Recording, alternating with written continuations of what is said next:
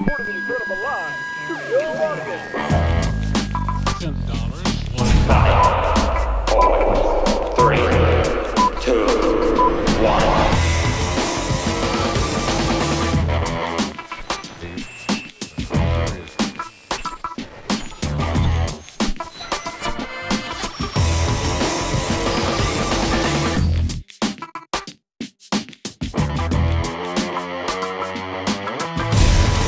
The best league in the world, fantasy update.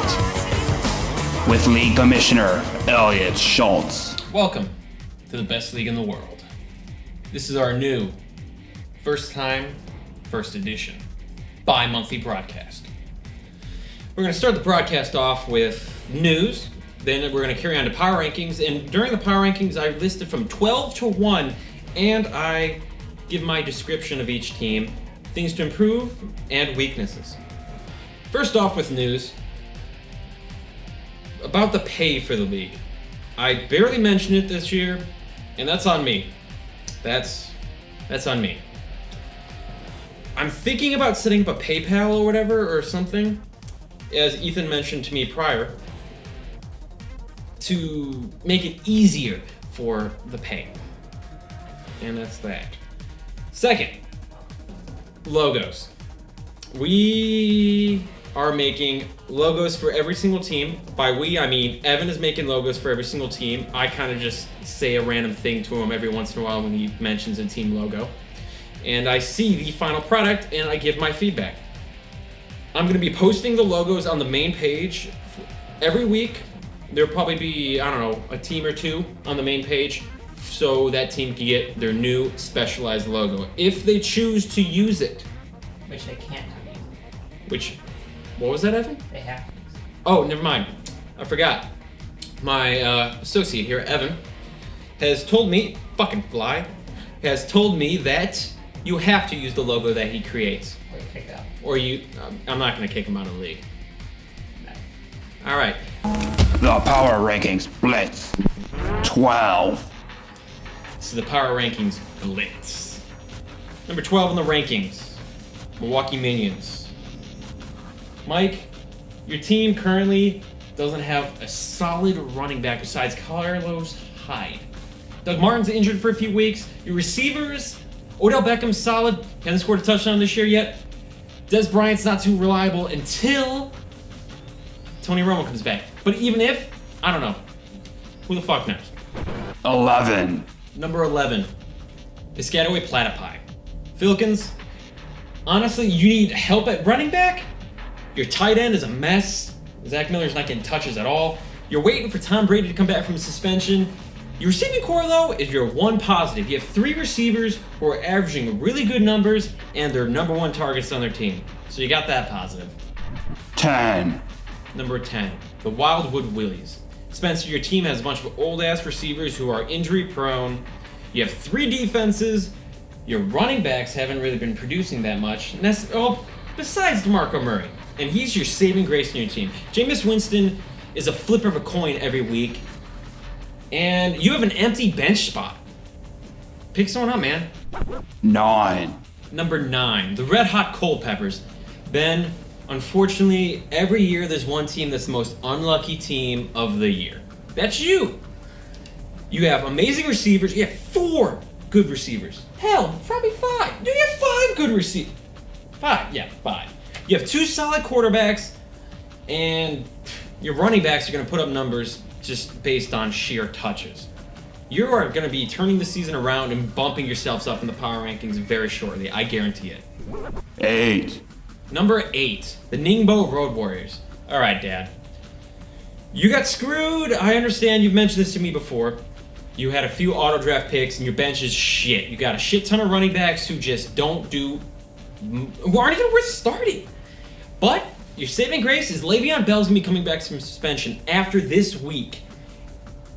And honestly, you got 2 solid receivers and a quarterback who's inconsistent, and maybe the injury bug is biting you right now. But you might turn the season around. Hopefully. 7.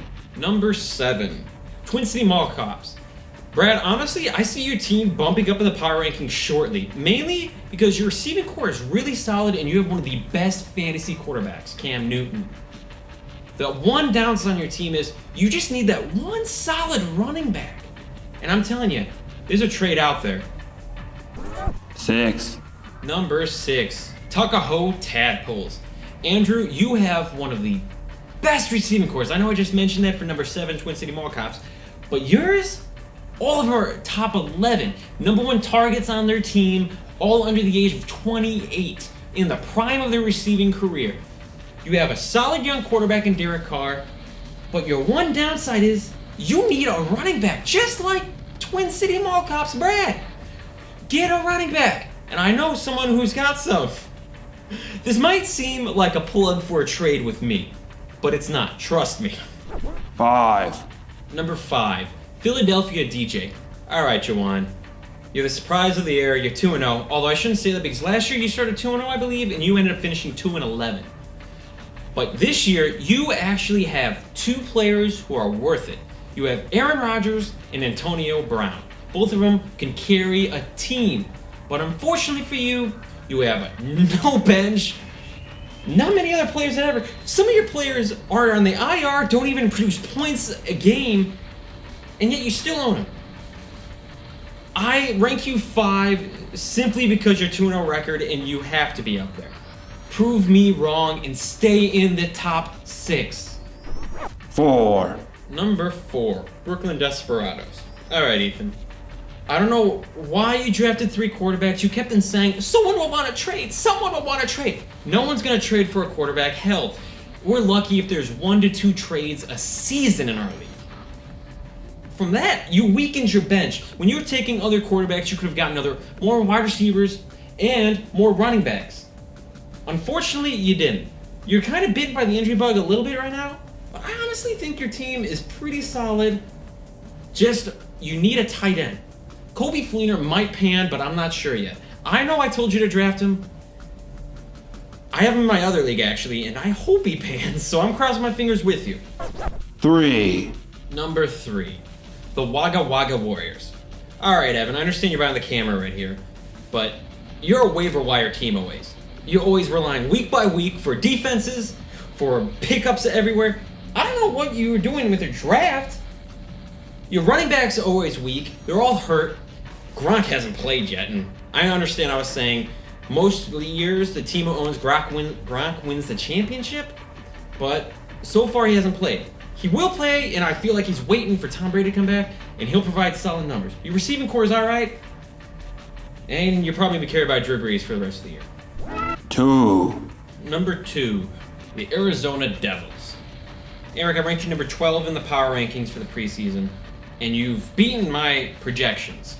But I don't think that's actually going to carry on for very much longer. Melvin Gordon, yes, is going to be a solid producer for you, but your quarterback situation is kind of a mess. You drafted Teddy Bridgewater and RG3. Both of them are hurt. Now you just have Joe Flacco.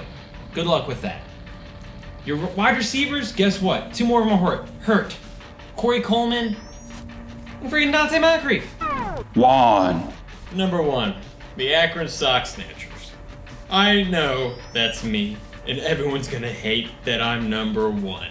People are gonna call corrupt Kamish! But I honestly feel like I deserve number 1 right now. I'm 2-0, I have the largest margin of victories, and I don't know, I got running backs who are producing, tight ends that are producing, quarterbacks that are producing, and the one thing I do have to say though is my receiving core is weak. They are not producing as projected, which is my downfall. And if I lose this season, it is that. 1 question with the commish. And for our last segment, we have the questions of the day.